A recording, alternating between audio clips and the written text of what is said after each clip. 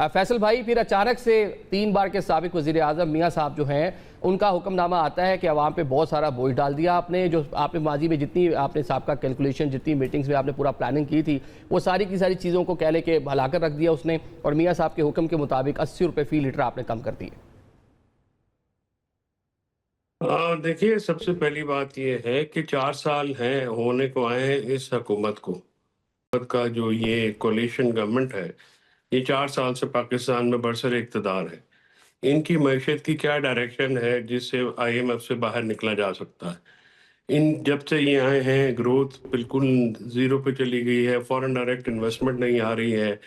आपकी जो local industry है वो बंद हो रही है, किसान हो, दुकानदार हो, कारखानेदार हो, सारे रो रहे हैं, तनख्वाहदार हो, वो सबसे ज़्यादा मुतासर है। अब आप देखिए कि इनकी डिसीजन मेकिंग की संजीदगी का ये आलम है कि क्या नवाज शरीफ साहब को और नवाज शरीफ साहब की शख्सियत में डायरेक्शंस दे रहे हैं? क्या वो कैबिनेट का हिस्सा हैं? क्या वो हुकूमत का हिस्सा हैं? एक सियासी रहनुमा है ना, वो किसी पार्टी के सदर हैं। उनका इनपुट अगर लेना था तो उस फैसले से पहले लेना चाहिए था। जब आपने रातों रात पेट्रोल की कीमत अभी आपने 80 रुपए लेवल कम की है, असल तो जो कंजम्पशन होती है वो डीजल की होती है, वो तो वहीं का वहीं है। अब डीजल जो है वो कंज्यूम होता है गुड्स ट्रांसपोर्ट में, पब्लिक ट्रांसपोर्ट में, आपकी ट्रेनों में, आपकी बिजली बनाने में, आपके कारखानों में सबसे बड़ी खपत वो है। और फिर आप ये बताएं कि इस हुकूमत ने क्या ये जो ब्यूरोक्रेसी है हमारी, हमारे जजेस हैं, हमारे उसमें फौज भी शामिल है। देखिए, ये आप इदारों को मुकद्दस गाय ना बनाएं सबको। ये बताएं कि क्या एक मिनिस्ट्री की एक बस नहीं लग सकती जिसमें ये सारे बैठ के चले जाएं? चले बाबुओं को, बड़े बाबुओं को छोटे मुलाजमों से कोई तकलीफ है तो फिर अपनी एक एक बस ले लें तो और वहां पे बैठ के चले जाया करें। आप हजारों गाड़ियां चला रहे हैं, उनका पेट्रोल सरकारी है, उनकी मेंटेनेंस सरकारी है, उनका तेल जो फिल्टर है वो सरकारी खर्चों पे चेंज होता है, उसकी मेंटेनेंस जो है, वेयर एंड टियर जो है वो सरकार। आप जो है इनके प्रोटोकॉल्स काम करें।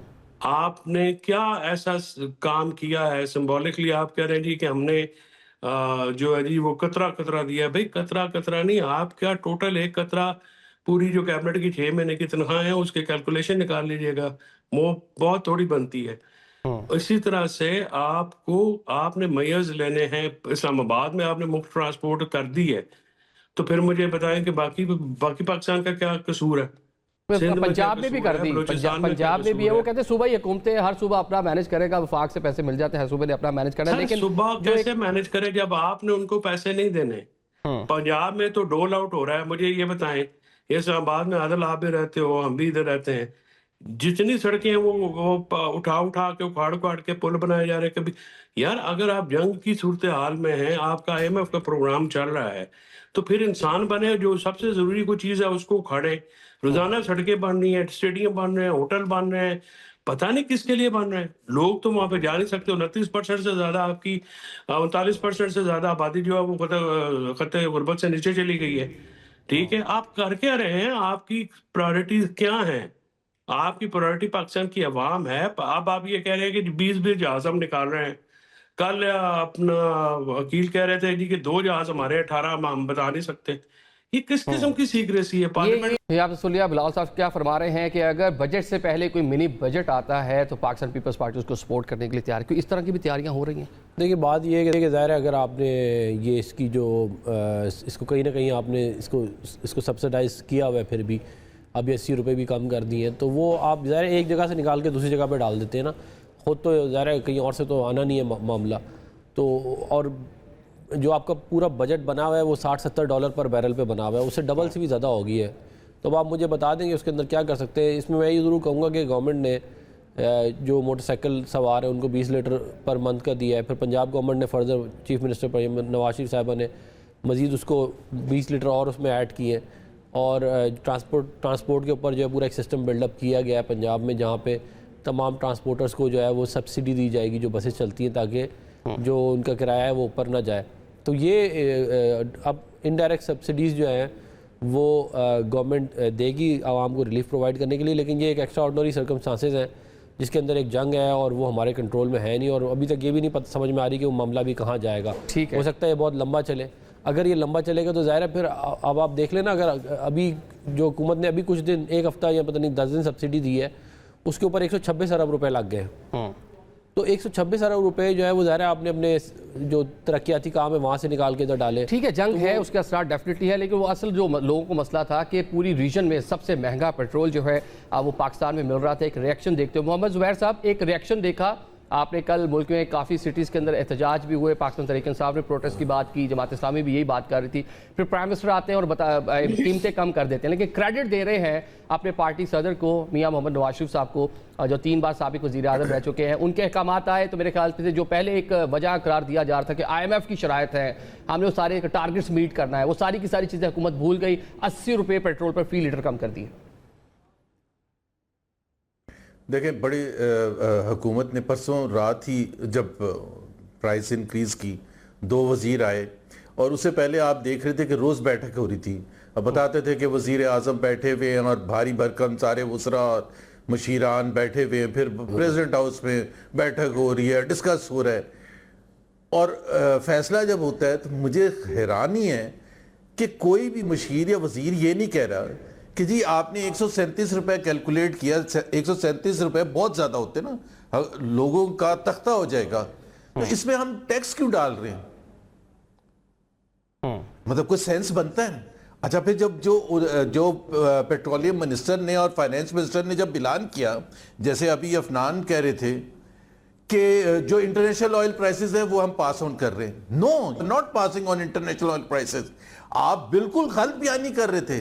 79 रुपीज इंपैक्ट था इंटरनेशनल ऑयल प्राइसेस का, 55 रुपीज इंपैक्ट था आपका जो आप एडिशनल टैक्स ले रहे थे।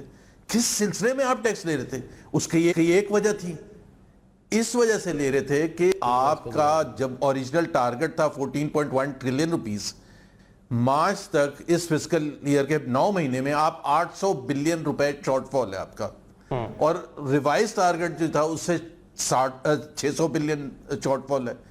उसका कसूर किसका है? पाकिस्तान के अवाम का। FBI के chairman, prime minister of Pakistan, भारी भरकम ministers, no one is responsible, no one is accountable.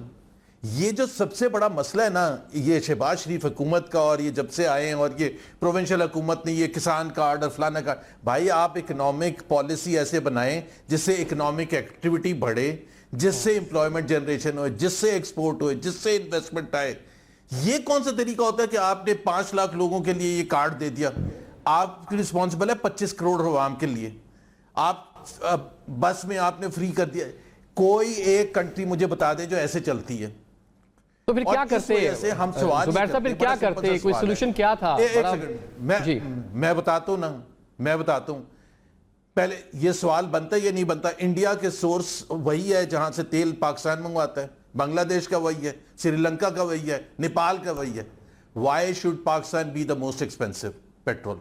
Give me one good reason, give me one good reason. और कितना, जब 478 458 किया था तो इक्विवेलेंट पाकिस्तानी रुपीस में बांग्लादेश का 280 रुपए, इंडिया 286 रुपए, और इसी तरह से नेपाल पता नहीं 322 रुपए।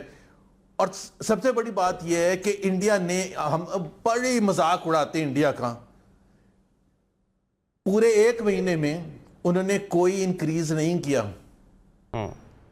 बांग्लादेश ने कोई 14% इंक्रीज किया, उन्होंने जो ड्यूटीज भी कम कर दी, 14-15% 13 रुपए से 3 रुपए कर दी, जो इंडियन रुपीस है, ड्यूटी भी कम की, कम कर दी ना जी। आप इस वजह से कि उनकी मईशत जो थी वो इससे पहले इतने उसकी सिमत या डायरेक्शन इतनी ज्यादा, और सबको पता था, नंबर्स वर सेइंग, ये 4 साल से पता नहीं इधर उधर पता नहीं क्या हाथ पांव मार रहे थे, ना इन्वेस्टमेंट लेके आए, ना एक्सपोर्ट बढ़ाया, ना एम्प्लॉयमेंट जनरेशन की, ना पॉवर्टी रिडक्शन किया, not a single thing. This is probably the worst 4 year period, probably क्या, फॉर श्योर। आप GDP ग्रोथ एवरेज देख लें पाकिस्तान की हिस्ट्री में उठा के 80 साल में बता दें कि कौन सा 4 साल का पीरियड है जिसमें एवरेज ग्रोथ 2% से कम रही हो।